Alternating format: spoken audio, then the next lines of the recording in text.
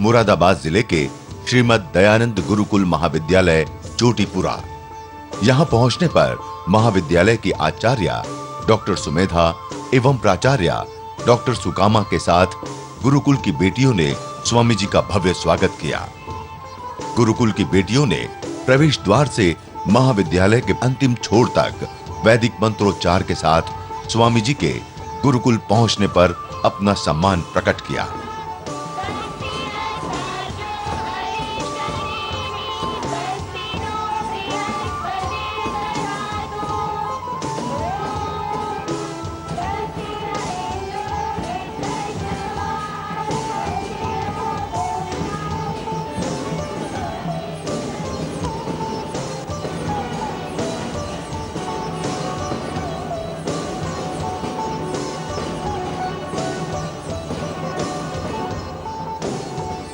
इस अवसर पर प्राध्यापकों एवं कर्मचारियों ने स्वामी जी को माला पहनाकर उनसे आशीर्वाद प्राप्त किया तथा स्वामी जी ने भी इस पुनीत कार्य से जुड़े इन लोगों को माला पहनाई।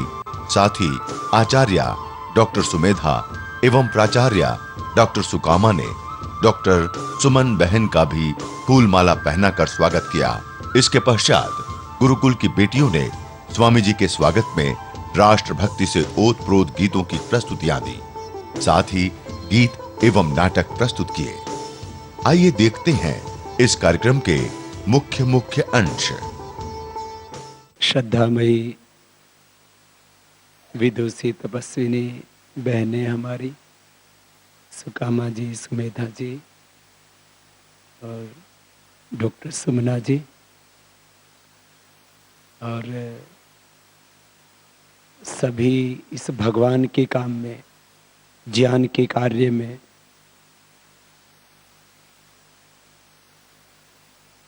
वेद के कार्य में, ऋषि दयानंद के कार्य में, ऋषियों के कार्य में लगी हुई सभी हमारी विदुषी बहनें जो इन बच्चों को ज्ञान दीक्षा देती हैं और गुरुकुल चोटीपुरा की ये सभी प्यारी बेटियां। कई वर्ष पहले मैं आया था यहाँ पर, अब मुझे तो वो सन भी याद नहीं, 5-7 साल हो गए होंगे, तो 5-6 साल हो गए। और इन 5 वर्षों में लगातार संघर्ष ही चलते रहे, इसलिए दोबारा नहीं आना हुआ।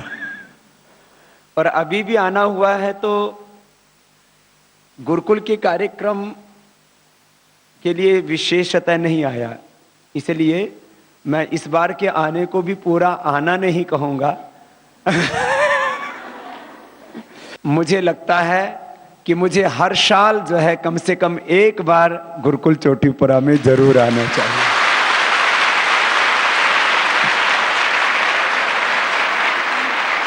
और इतना ही नहीं, जो बच्चे हर एक क्लास में जो बच्चे सबसे मेधावी हैं, हर एक क्लास में कितने क्लास हैं अपने यहाँ? 4 से लेके शास्त्री तक कितनी हो गई? 15 है। 15 क्लासें हैं आपकी और 15 क्लासों में जो बच्चे सबसे ज्यादा होशियार हैं, प्रथम और द्वितीय कोटि के, उनको मैं अपनी तरफ से, पतंजलि योगपीठ की तरफ से उनको पूरी व्यवस्था करेंगे उनके छात्रवृत्ति की।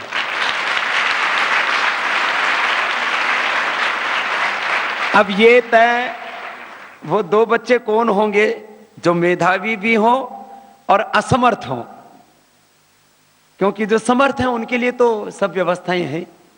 जो मेधावी और असमर्थ हैं, बहन जी, उन 2 बच्चों की आप सूची हमको देना और उनका उत्साह बढ़ाने के लिए यहाँ आप थोड़ा ज्यादा तपस्या करते हैं, कम सुविधाओं में रहते हैं, तो भी इतना ज्यादा जो गुरुकुल आपके लिए कर रहा है, मैं ऐसा अनुभव करता हूं कि पूरे देश में बेटियों के लिए एक नाम मात्र का सहयोग लिया जाता है।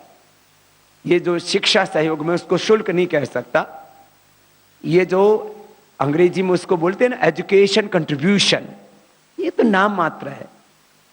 एक बच्चे के ऊपर कम से कम औसत खर्चे में सब कुछ जोड़ा जाता है, जिसके अंदर मेंटेनेंस, जिसके अंदर नया कंस्ट्रक्शन, जिसके अंदर पूरा का पूरा, ये तो सब बेटियां यहाँ पर भागवत भाव से इस दिव्य कार्य को निष्काम भावना से संपादित कर रही हैं।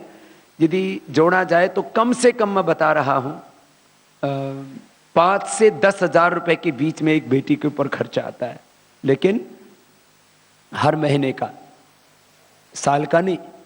और उस सब को जिस तरह से हमारी दोनों विदुषी बहनें कर रही हैं, ऐसा कार्य केवल देश ही नहीं संसार में यदि कहीं हो रहा है तो वो गुरुकुल चोटीपुरा है।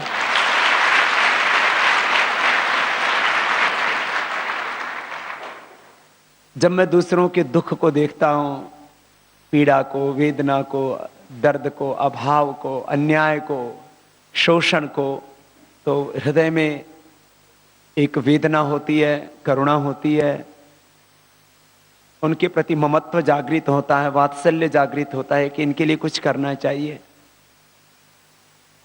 लेकिन जब मैं गुरुकुल चोटीपुरा में आता हूं तो यहां कोई वेदना नहीं है, कोई पीड़ा नहीं है, कोई अज्ञान नहीं है, कोई अभाव नहीं है, कोई अन्याय नहीं है, कोई शोषण नहीं है।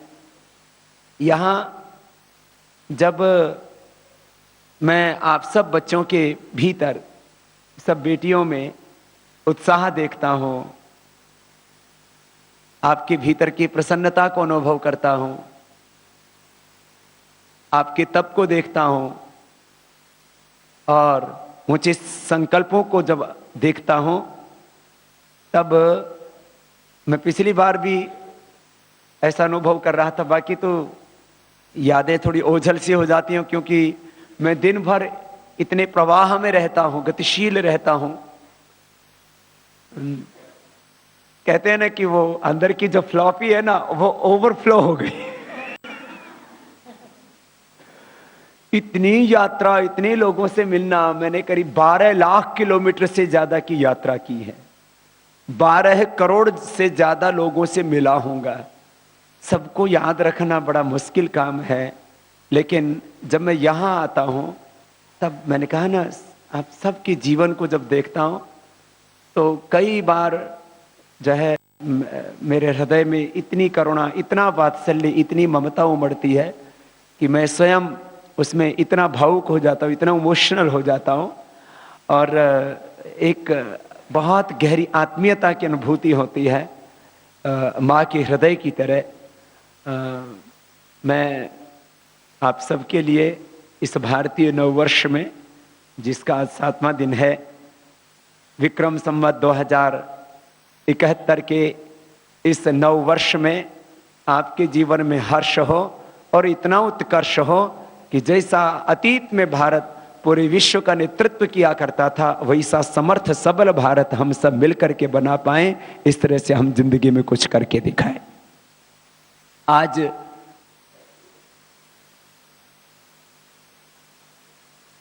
बहुत कुछ ये तो कहने को है, लेकिन निष्कर्ष के रूप में कुछ छोटी छोटी बातें कहना चाहूंगा।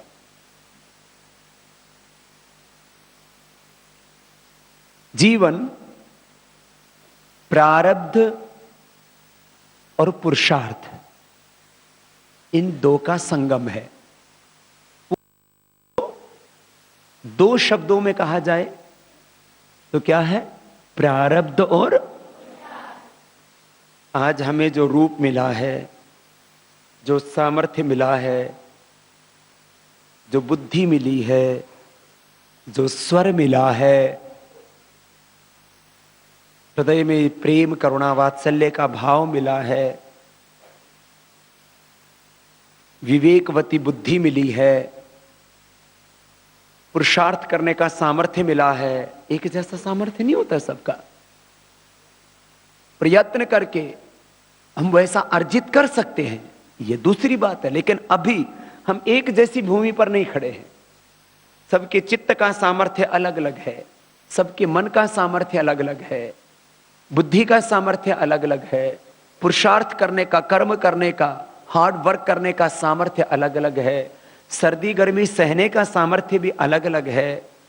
इसमें अनेक जन्मों का प्रारब्ध, और इस जन्म में भी जो आज तक हम जी चुके हैं वो भी प्रारब्ध हो चुका है, वह हमारा साथ देता है। तो जो कुछ आज हम हैं, मैं जीवन के जिस धरातल पर, जिस मुहाने पर बैठा हूं, खड़ा हूं, जो कुछ मैंने अर्जित किया है, सामाजिक दृष्टि से, आर्थिक दृष्टि से, धार्मिक, आध्यात्मिक, सांस्कृतिक दृष्टि से, राजनैतिक दृष्टि से, आध्यात्मिक दृष्टि से, जो भी मेरा सामर्थ्य है, चाहे वो बुद्धि का सामर्थ्य है, वाणी का सामर्थ्य है, बल का सामर्थ्य है, ये तो अलग अलग सामर्थ्य है ना। स्वभाव का भी सामर्थ्य होता है।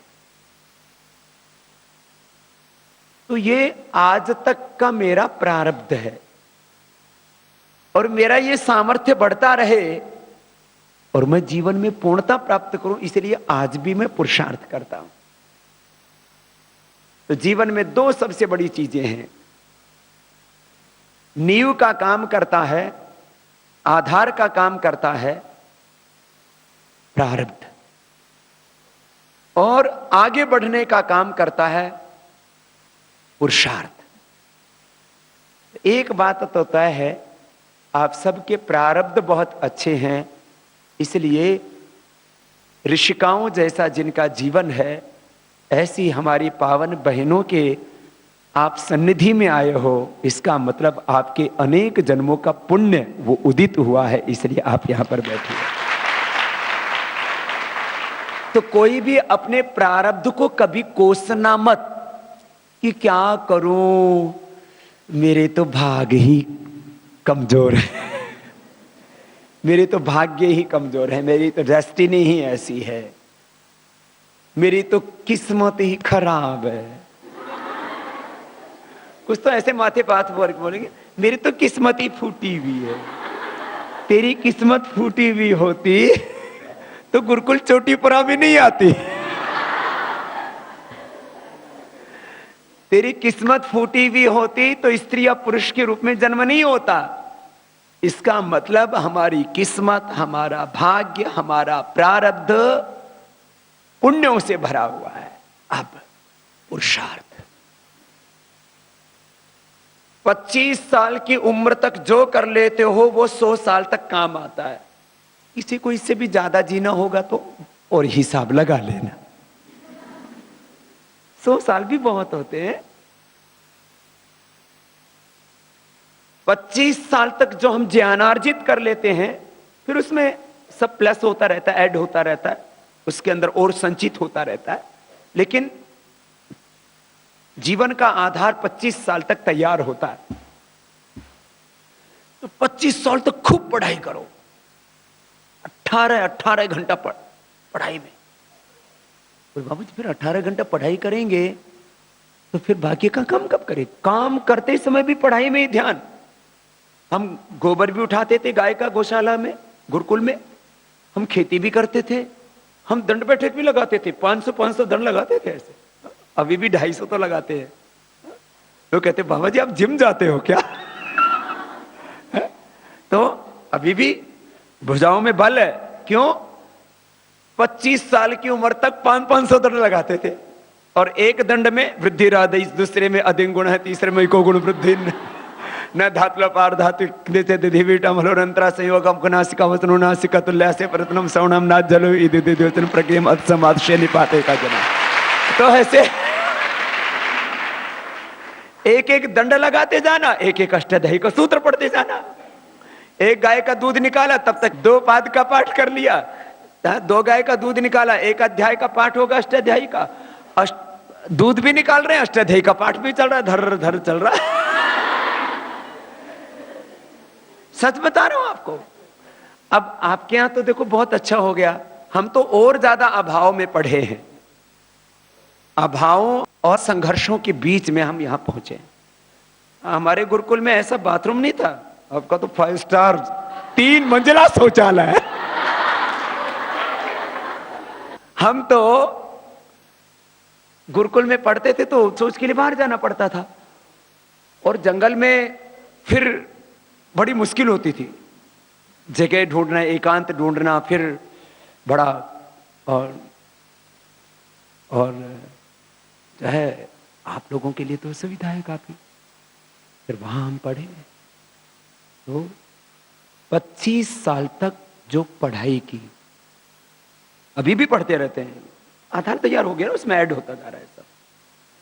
फिर 25 साल तक जो शरीर से मेहनत की, अब हमारा स्वभाव हो गया, मैं 18 घंटे नहीं, मैं लगातार 24 घंटे नहीं, मैं लगातार बिना सोए 100 घंटे तक काम कर सकता हूं, क्योंकि बचपन से काम करने की आदत पड़ गई।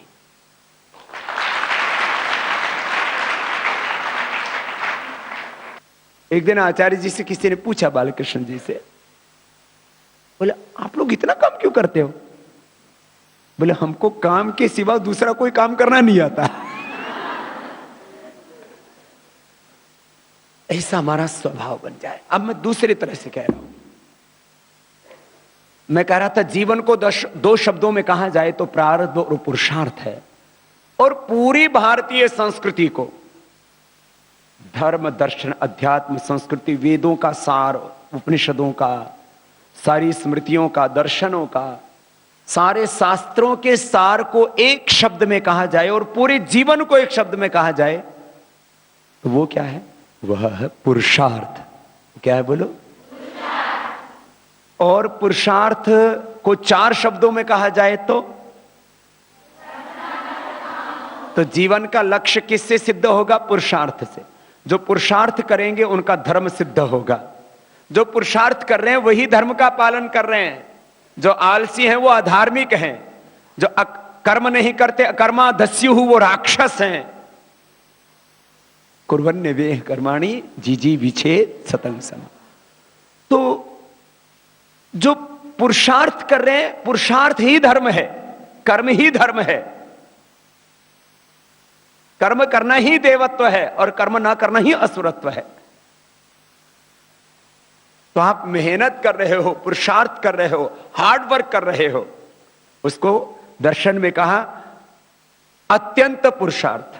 अथ त्रिवृद्ध दुख अत्यंत निवृत्ति ही अत्यंत पुरुषार्थ। अत्यंत पुरुषार्थ। पुरुषार्थ ऐसा नहीं जी थक गए, कभी भी आपके मुंह से उफ ना निकले, कभी भी ये ना निकले कि आचार्य जी मैं थक गई हूं, मैं हार गई। ऐसा नहीं, एक बार भी। याद रखना, मैंने कभी नहीं कहा मैं थक गया हूं। 9 साल की उम्र से मुझे होश है, उससे पहले का तो ज्यादा बोध नहीं है। कुछ कहते बाबा जी हमको आपकी तरह ना बहुत फेमस होना है। पहले तो मुझे पता ही नहीं लगा मैं फेमस हो गया हूं।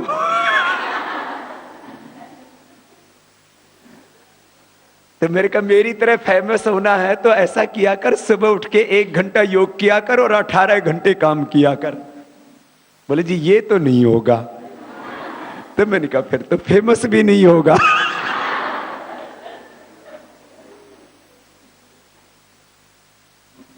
मुझे कितने लोग जानते हैं? आप तो जानते ही हैं।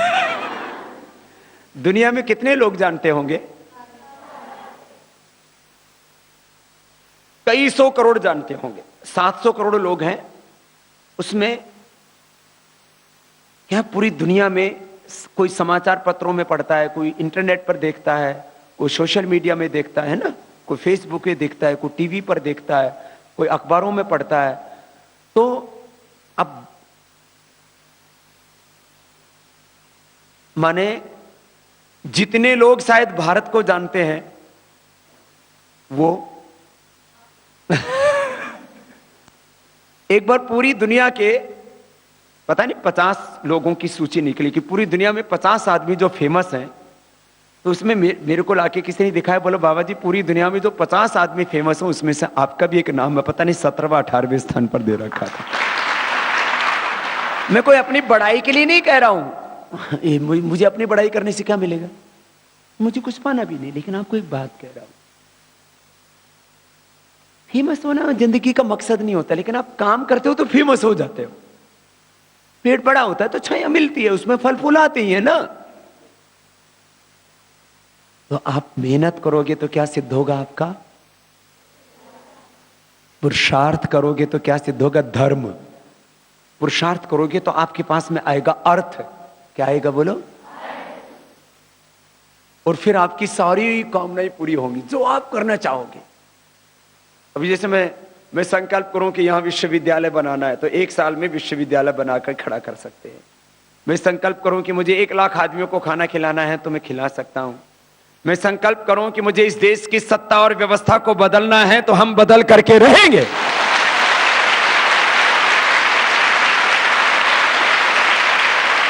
और वो बदलेगा। ये है काम। काम का अर्थ भोग वासना नहीं कि मुझे कितनी सुविधाएं मिलेंगी, मुझे फैसिलिटीज क्या मिलेगी, मुझे कौन सी कार मिलेगी, मुझे कैसा घर मिलेगा, ये नहीं।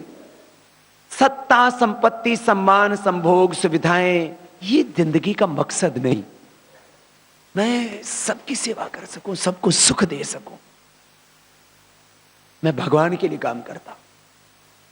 भगवान मेरी सबसे बड़ी कामना है। फिर भगवान का सारा संसार, इसको मैं कितना सुंदर बना सकता हूं। दिव्य काम। देखो, फिर 4 चीजें पूरी कर देता हूं। जो पुरुषार्थ करेंगे उनका क्या सिद्ध होगा? जो पुरुषार्थ करेंगे उनका अर्थ, जो पुरुषार्थ करेंगे उनका, और जो पुरुषार्थ करेंगे उनका। पुरुषार्थ करते नहीं, बोलो जब मैंने क्या कर रहे हो, बोलो मोक्ष की प्राप्ति के लिए ध्यान कर रहा हूं। काम भी करते हो, काम तो करना ही नहीं है। जो काम नहीं करते उनका मोक्ष सिद्ध नहीं होता। और जो काम नहीं करेंगे, पुरुषार्थ नहीं करेंगे, उनका धर्म, अर्थ और काम सिद्ध नहीं होगा। और जिनका धर्म सिद्ध नहीं हुआ, जिनका अर्थ सिद्ध नहीं हुआ, और जिनके संकल्प पूरे नहीं हुए हैं, वो कभी मोक्ष पा ही नहीं सकते। और जिनका धर्म, अर्थ, काम तीनों पूरे हो जाते हैं तो पूर्ण हो जाते हैं। मोक्ष तो अपने आप मिल जाता है। मोक्ष परिणाम है, कोई प्राप्तव्य नहीं है। कोई भी पूछे ना, मैंने देखा खास करके धार्मिक लोगों में, जिस किसी से पूछो जीवन का अंतिम लक्ष्य क्या है, मोक्ष प्राप्ति। बच्चे भी आते हैं गुरुकुल में, क्या क्या करना चाहते हो? मोक्ष प्राप्ति के लिए आए। मैंने कहा पहले थोड़ा धर्म कर्म भी कर ले, सीधा ही मोक्ष में जाएगा। थोड़ा धरती पर रहना भी सीख ले। और गुरुकुलों में तो कुछ खास ही मैंने देखा, जिसको कोई काम नहीं करना, आंख बंद करके बैठ जाते हैं, मोक्ष की प्राप्ति करेंगे। ऐसे आलसियों को कभी मोक्ष प्राप्त नहीं होता। 1 घंटा ध्यान कर लो, बहुत हो गया। 18 घंटा काम करो। जो 18 घंटा पुरुषार्थ नहीं करेंगे, उनको कभी मोक्ष की प्राप्ति नहीं होगी। वो धार्मिक नहीं, अधार्मिक हैं। वो अर्थ नहीं, अनर्थ कर रहे हैं। वो अपनी कामनाओं को पूरा क्या कर पाएंगे? तो कुंठाओं में जिएंगे, अभाव में जिएंगे। तो जीवन का सबसे बड़ा सूत्र क्या है बोलो? पुरुषार्थ। शास्त्रों का सार क्या है? जीवन में सफल होने का मंत्र क्या है? जीवन में प्रसिद्ध, फेमस होने का, नंबर 1 होने का, आइकॉन, रोल मॉडल होने का मंत्र क्या है? आपको रोल मॉडल बनना है ना। रोल मॉडल का मतलब एक्टर एक्ट्रेस नहीं होता है। माने जीवन प्रथम कोटि का हो आपका। आप चाहें तो दुनिया के सबसे बलवान व्यक्ति बन सकते हो। आपको लगे कि मैं दुनिया की सबसे बलवान महिला बनूंगी, अब बन सकते हो, लेकिन क्या करना पड़ेगा? उसके लिए 4 घंटा सुबह, 4 घंटा 8 घंटा रोज कम से कम आपको मेहनत करनी पड़ेगी। और थोड़ा फैमिली बैकग्राउंड भी ठीक सा हो। जैसे मेरे जैसे सिंगल हड्डी आदमी है, जैसे मुझसे जो बड़ा वाला है वो तो ऐसे ही 1 क्विंटल का है, तगड़ा है बहुत। तो जीन्स का असर आता है ना, तो उसको नाना के, माँ के जीन्स आ गए। मेरे अंदर पिता वाले जीन्स ज्यादा आ गए फिजिकली, और माँ वाले आ गए इमोशनली। तो स्ट्रक्चर का असर पड़ता है ना, तो थोड़ा सा बेस होना चाहिए, है ना, थोड़ा सा बेस हो, एनवायरमेंट एंड ट्रेनिंग थोड़ी सी पीछे से मिल जाए, सपोर्ट करे थोड़ा हमारा प्रारब्ध, तो वैसा ही कुलवंश में हमारा जन्म होता है ना, तो हम बेस थोड़ा सा मिल जाए। देखो बिना आधार के, बिना फाउंडेशन के तो बिल्डिंग नहीं खड़ी हो सकती ना। तो जितनी बड़ी बिल्डिंग बनाना चाहते हैं वैसे मजबूत फाउंडेशन भी तो होना चाहिए ना। बिल्डिंग कितनी बड़ी बड़ी बन रही है, 100 मंजिली, 150 मंजिल, ऐसे ऐसे बना रहे हैं। अब तो और 200 मंजिल पता नहीं कितने जा रहे हैं ऊपर। ऐसे देखेंगे तो ऊपर वो घर इतना सा दिखता है। तो आप थोड़ा सा, आपका प्रारब्ध आपको सपोर्ट करे, बढ़ाते जाओ। मैं कभी नहीं डरता इस बात से कि कल को क्या होगा। अरे मरेंगे फिर आगे, पिछला वाला प्रारब्ध तो हमारे साथ रहेगा ना, वो हमसे कोई छीन। तो आप हर समय प्रसन्न रहो, कभी भी कोई अनिश्चितता जीवन में नहीं होनी चाहिए, संशय, भ्रम, उलझन। कुछ तो हमेशा ये सोचते रहेंगे मेरा क्या होगा, मेरा अच्छा होगा, मेहनत कर ले। और जो हमने किया है ना वो हमसे कोई छीन।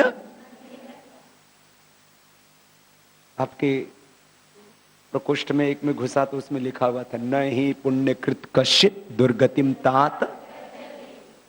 जो आपने पुण्य किया है, जो शुभ किया है, जो पुरुषार्थ किया है, वो आपसे कुछ छीन नहीं सकता। और वो कितना होकर के मिलता है। पहले मैं ऐसा सोचता था जितना करते हैं उतना ही मिलता है, लेकिन अब मैं ऐसा नहीं सोचता। पहले मैं सोचता था जितना करते हैं उतना मिलेगा, लेकिन अब मुझे लगता है कि जितना हम करते हैं उसका कई गुना मिलता है। मैं अचीव करके बैठा हूं, पा करके बैठा हूं।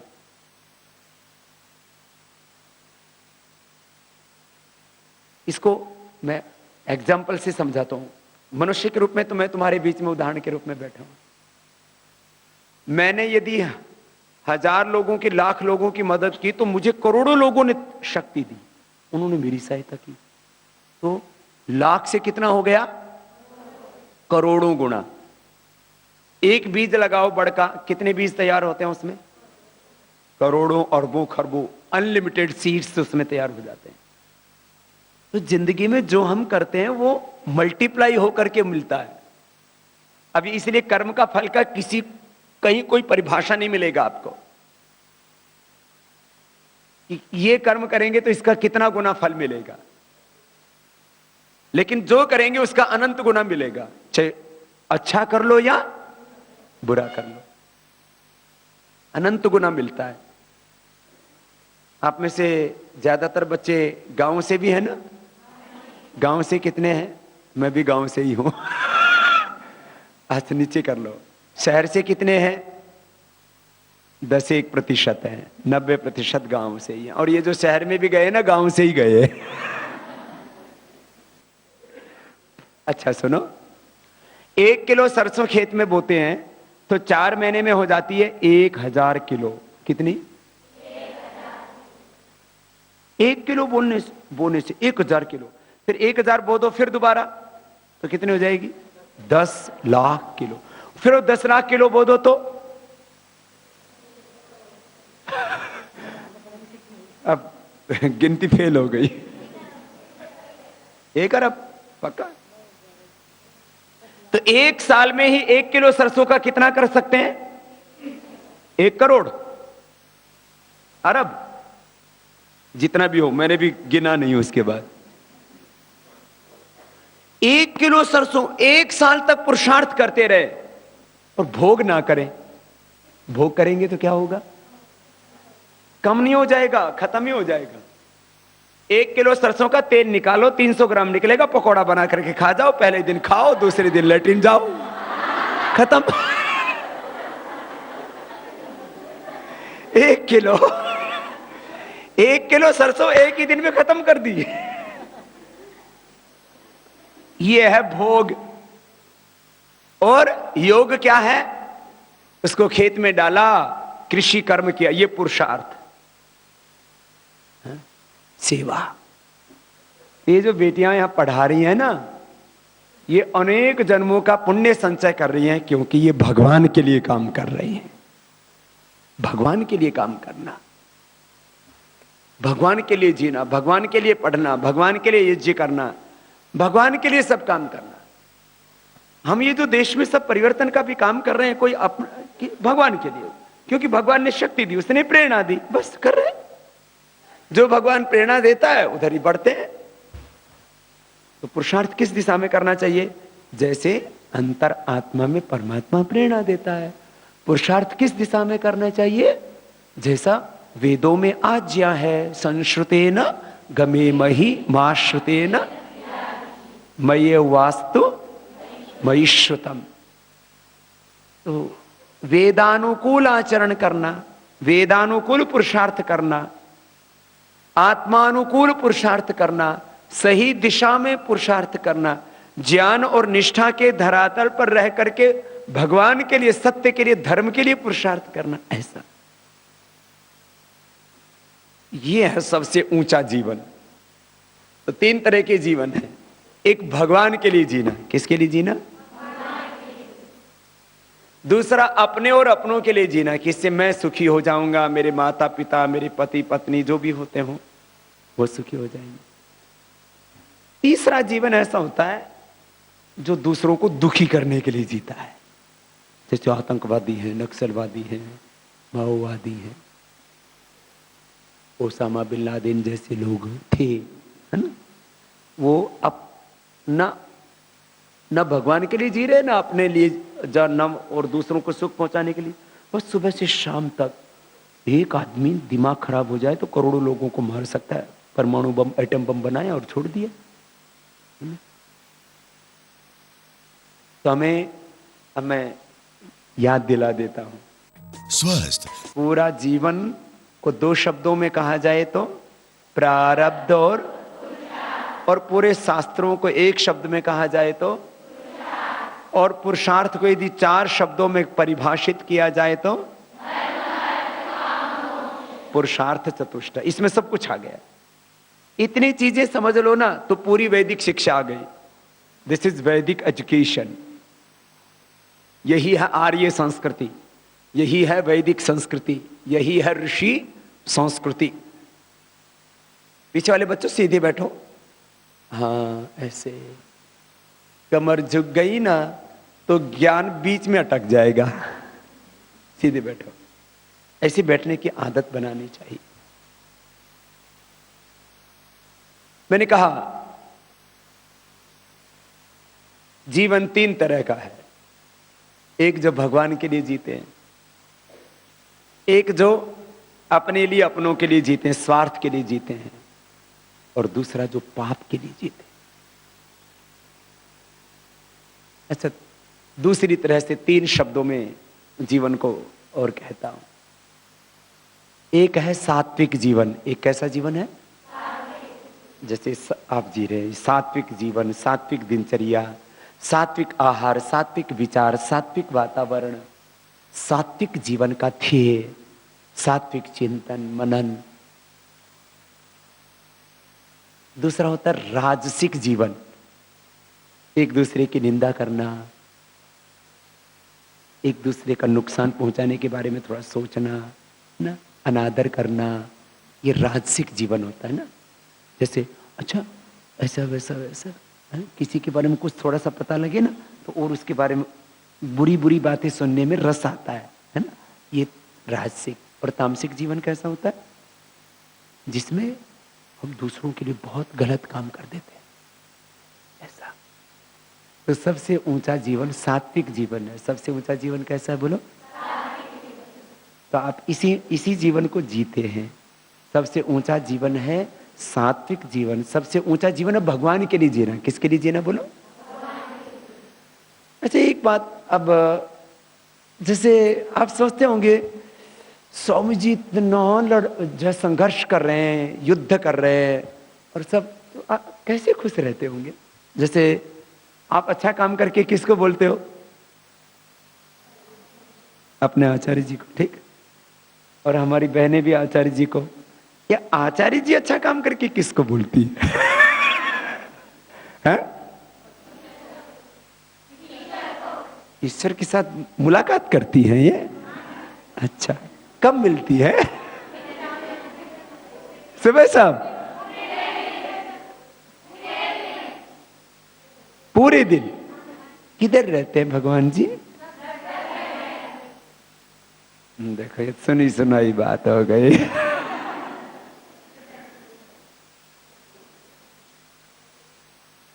तो सब जो भी काम करते हैं ना, उनको लगता है हम अपने बड़ों से कहें, माता पिता से कहें, अपने गुरुओं से कहें, हमने ये प्राप्त कर लिया, इतनी हमारे पास शक्ति, इतने हमारे पास ज्ञान है, इतना पैसा है, फिर सबको उससे पता लगे, है ना? ऐसा लगता है।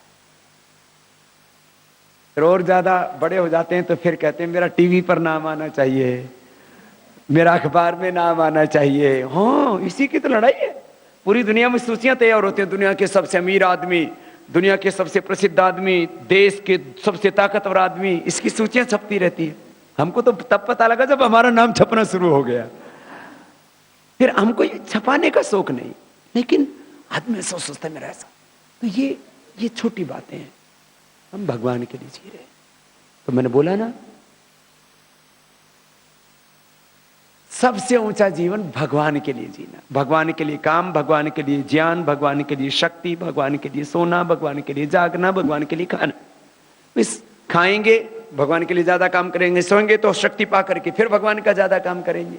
और भगवान को कैसे अनुभव करते हैं? भगवान को सब जगह अनुभव करते हैं। माने बिना रचयिता के कोई रचना, बिना कर्ता के कोई कार्य। तो ये सारा कार्य रूप जगत, ये सारी रचना किसकी? भगवान की। तो भगवान की रचना को हर समय चारों तरफ अनुभव करना। तो भगवान से बात करने का मतलब कहीं बैठ करके बात नहीं करते, आपसे बात करते हैं तो भगवान से ही बात करते हैं, क्योंकि आप भी सब भगवान का ही स्वरूप हो।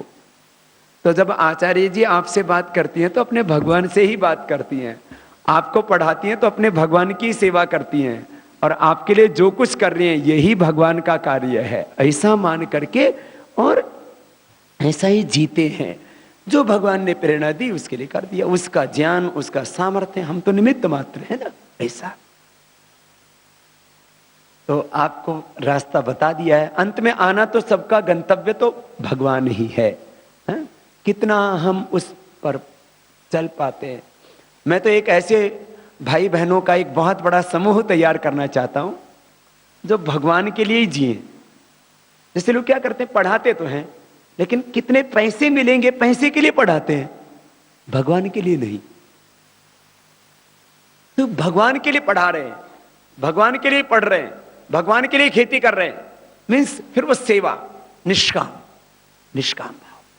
दूसरी तरह से कहो तो निष्काम सेवा, निष्काम खेती, निष्काम पढ़ना पढ़ाना, निष्काम व्यापार। व्यापार कर रहे हैं और सब भगवान के लिए। उसको पतंजलि योग पीठ में कर रहे हैं, उसको गुरुकुल चोटीपुरा में कर रहे हैं। और ये जो बहनें, ये भी भगवान के लिए पढ़ा, भगवान के लिए पढ़ा रही हैं, भगवान के लिए जी रही। जीना तो है, या तो किसी एक पुरुष को खुश करने के लिए जियो, जब बड़ी हो जाती हो तो शादी हो जाती है, तब किसको खुश करती हो? पति को खुश करो, बाद में बच्चों को खुश रखो। पति की खुशी के लिए जियो, बच्चों की खुशी के लिए जियो, दो चार लोगों की खुशी के लिए जियो। और जब भगवान के लिए जीते हैं वो सारे संसार की खुशी के लिए जीते हैं। ये है सबसे ऊंचा चीज।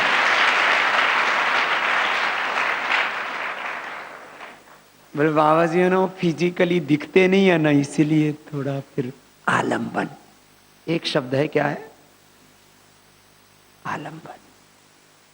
अच्छा बताओ, तुम कहां बैठी हो? जमीन पर। ये सहारा है ना, ये आत्मा किसके आलंबन से टिकी हुई है? ज्ञान किसके आलंबन से टिका हुआ है? बुद्धि के, है ना। और बुद्धि को फिर आत्मा का तो सबका ही आलंबन है, ज्ञान तो आत्मा का ही गुण है ना। तो सबको कोई ना कोई आलंबन चाहिए। आंखों को किसका आलंबन चाहिए? रूप का। कान को? और तुम्हें सबको आलंबन चाहिए, ठीक है ना? सबको, पाणीपात को, ये कर्मेंद्रिय, इनको काम का आलंबन चाहिए, सबको काम का आलंबन चाहिए, ज्ञान का आलंबन चाहिए, सबको आलंबन चाहिए ना। बिना आलंबन के कोई टिकता है? ये ब्रह्मांड को भी एक दूसरे का आलंबन है, सूर्य को, चंद्रमा को, पूरे ब्रह्मांड को एक दूसरे का आलंबन है। तो सबसे बड़ा, सबसे अच्छा आलंबन किसका? सबसे ऊंचा आलंबन है भगवान का, है ना? सबसे ऊंचा आलंबन है ज्ञान का। ये भगवान या ज्ञान एक ही बात है। ब्रह्म को ज्ञान भी कहते हैं, ब्रह्म को भगवान भी कहते हैं। ज्ञानमय अवस्था ही भागवत अवस्था है। अब जैसे आपको बहुत ज्ञान हो गया ना, अब जैसे ज्ञान हो गया मुझे, तो मुझे सोने का आलंबन नहीं, तो लोग कितनी अंगूठियां पहन के रखते हैं गले में, जिन्होंने पहन रखी है बुरा मत मानना। कोई ना कोई आलंबन चाहिए, है ना? मुझे न सोने का आलंबन चाहिए, न चांदी का, ना मुझे और किसी चीज का, क्योंकि ना मुझे पति का ना पत्नी का। क्यों? सब मेरे भगवान ने बनाए। मुझे भगवान का आलंबन है, तो सारा सोना किसने बनाया? सारी चांदी किसने बनाई? सारी स्त्रियां किसने बनाई? सारे पुरुष किसने बनाए? तो मुझे भगवान का आलंबन बन गया, तो सारा मेरा ही है ना? जिसका ऐसा भाव आ गया ना, फिर उसका जीवन बहुत ऊंचा हो जाता है। ऐसा जीवन बहुत अच्छा है ना? ऐसा जियोगे ना? अभी तुमको थोड़ा सा समझ में आया है, 1-2% समझ में आया जो मैं बोल रहा हूं। जब पूरा समझ में आ जाएगा ना, तो तुम मेरी तरह से सन्यासिनी हो जाओगी। फिर किसके लिए जियोगी? भगवान के लिए। फिर बाबा जी आप जब बताते हो ना, तो बहुत अच्छा लगता है। बाद में पता नहीं कौन सी चीज अंदर आ जाती है, फिर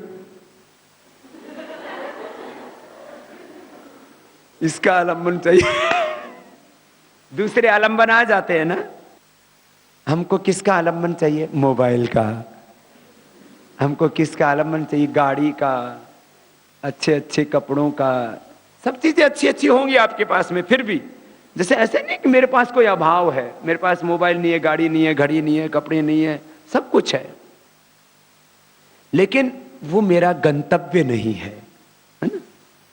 और आप में से जिसका जैसा भी मानस हो, चित्त की अवस्था हो, वहीं से आगे बढ़ते जाना। ये इतनी बात आपको कही। अंत में हम 2 शब्दों में कहें तो आपको पूर्ण जागृत होना, ये सब आप ही के भीतर है। कोई मैंने अपनी तरफ से नया नहीं कहा है, वो सब आप जानते ही हैं। मैंने तो उसको थोड़ा सा विस्तार दिया है, उसका स्पष्टीकरण दिया है, या निष्कर्ष के रूप में कुछ कहा है। गुरुकुल का कार्य है आपको पूर्ण जागृत बनाना। कैसे बनाना?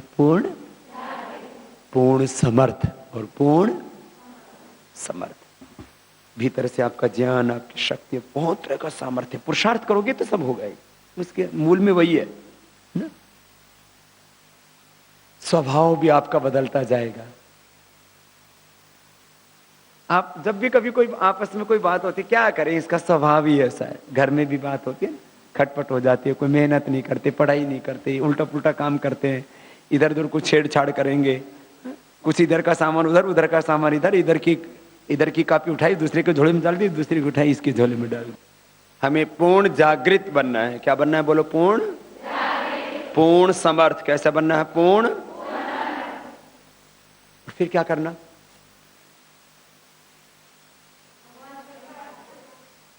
सबसे पहला जीवन ईश्वर के लिए जीना, भगवान के लिए। और भगवान जीवन पर पहला अधिकार भी उसको ही। हमको भौतिक रूप से देखते हैं तो ऐसा लगता है माता पिता ने बनाया है, लेकिन माँ तो इस शरीर में गड़बड़ हो जाए तो रिपेयरिंग करना भी नहीं जानती। कि हार्ट में गड़बड़ हो जाए, किडनी में गड़बड़ हो जाए, ब्रेन में गड़बड़ हो जाए, माँ ठीक कर देगी। तो माँ निमित्त है, पिता निमित्त है। जीवन पर पहला अधिकार किसका? दूसरा माता पिता गुरुजनों का, फिर अपना। तो सबसे पहली कोशिश हो हमारी, मैं कह रहा था मैं ऐसे भाई बहन देखना चाहता हूं जो केवल भगवान के लिए जीते हो।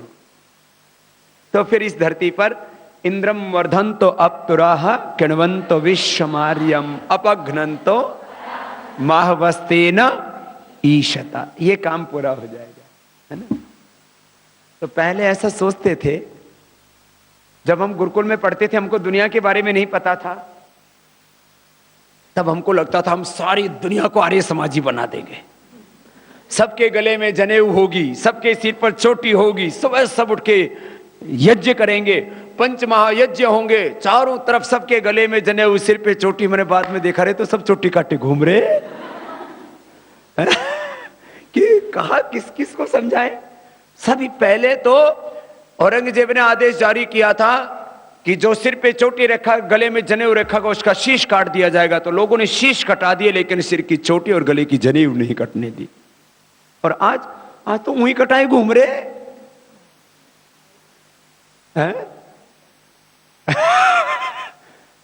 और फिर कोई रख ले तो चिढ़ाते हैं लोग, पंडित जी। फिर मैंने कहा ये दिव्यता कैसे आएगी?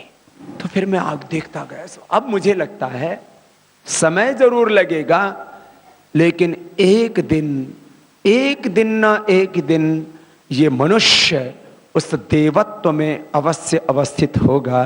धरती पर देवत्व का अवतरण, आर्यत्व का, दिव्यता का अवतरण होगा।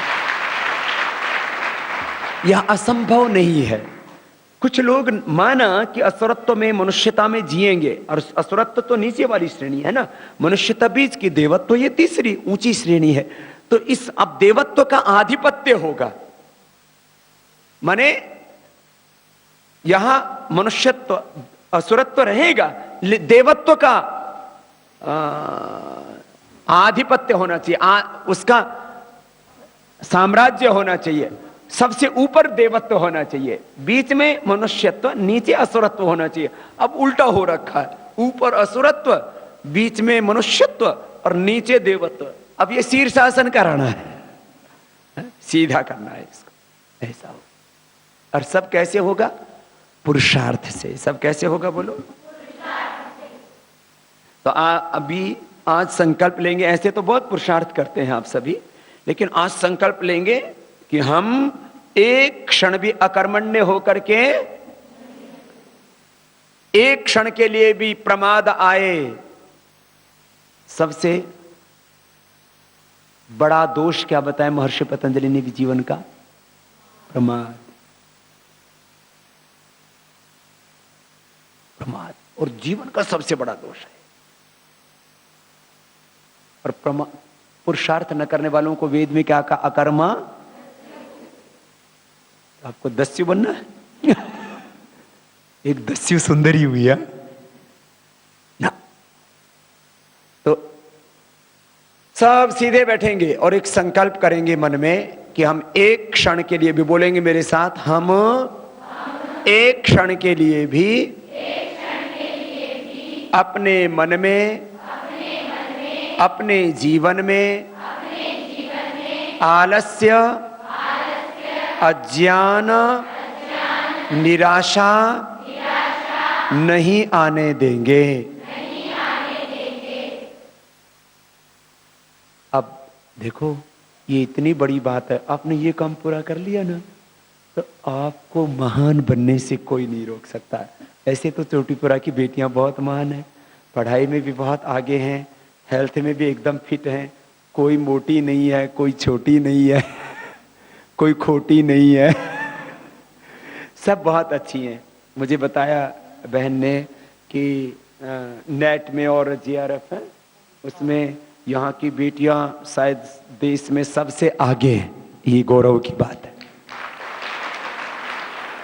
लेकिन आज ऐसा संकल्प, एक दिन के लिए भी, एक दिन तो बहुत बड़ा होता है, एक क्षण के लिए भी ऐसा ना हो कि हमारे मन में आलस्य आए, एक क्षण भी ऐसा ना हो हमारे मन में अशुभ आए, एक क्षण भी ऐसा ना हो हमारे मन में अज्ञान आए, एक क्षण भी ऐसा ना हो हमारे मन में निराशा आए।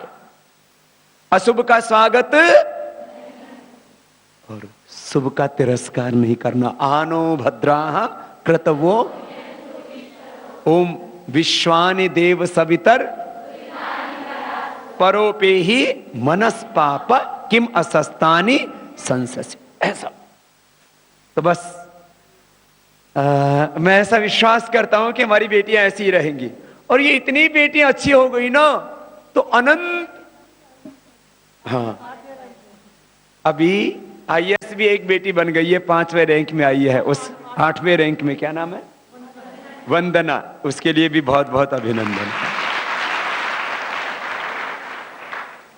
अब इस देश का नेतृत्व किसको करना है? जोर से तो बोलो।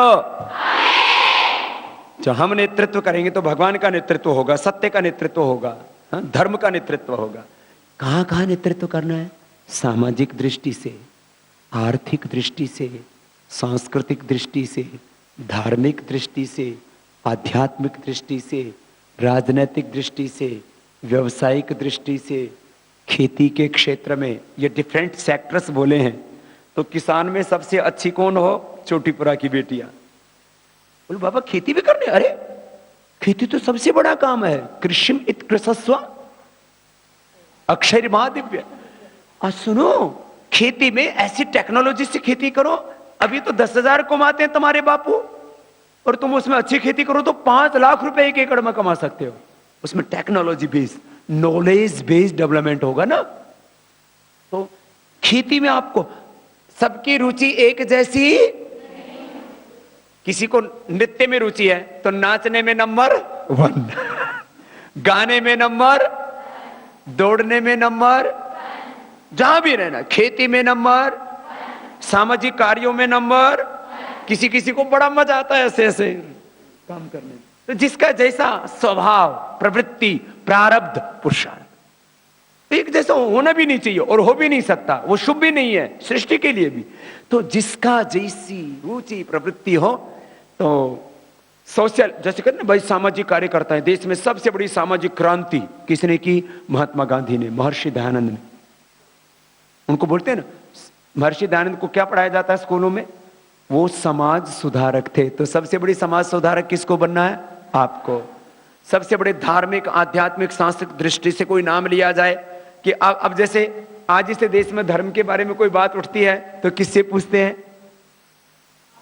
हमसे रिएक्शन लेते हैं। मैं अपनी बड़ाई के लिए नहीं कह रहा हूं, लेकिन आपको बता रहा हूं कि बाबा जी धर्म के बारे में ये बोल दिया, राम मंदिर बनना चाहिए कि नहीं बनना चाहिए, ये राजनीतिक मुद्दा होना चाहिए कि नहीं होना चाहिए।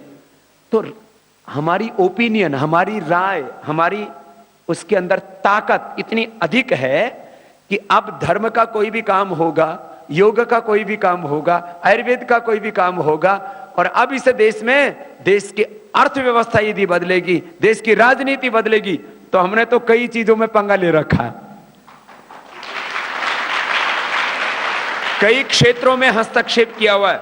कई क्षेत्रों में एक साथ काम करना ये बड़ा बहुत कठिन कार्य है। एक दिशा में काम करते, उससे दूसरे में माइंड सेट चेंज करो ना। जैसे खेलते रहते हैं तो बहुत अच्छा लगता है, पढ़ाई करो तो बिल्कुल अलग। पढ़ाई में, पढ़ाई करने वाले को बोलो खेलो, बोलो नहीं मेरे को खेलना नहीं है, मेरे को पढ़ना है। और खेल करने वाले को बोलो अभी पढ़ लो, बोलो नहीं ना थोड़े और खेलने दे दो ना। ऐसे, लेकिन आपको हर क्षेत्र में नेतृत्व करना है। डिफरेंट सेक्टर्स है ना, तो हर क्षेत्र में नेतृत्व करेंगे। गुरुकुल के, आचार्य कुल के, ऐसे जो प्रखर प्रज्ञावान ऐसे है ना भाई बहनों। बस इतनी बात मुझे कहनी थी, बाकी तो आपको करना है।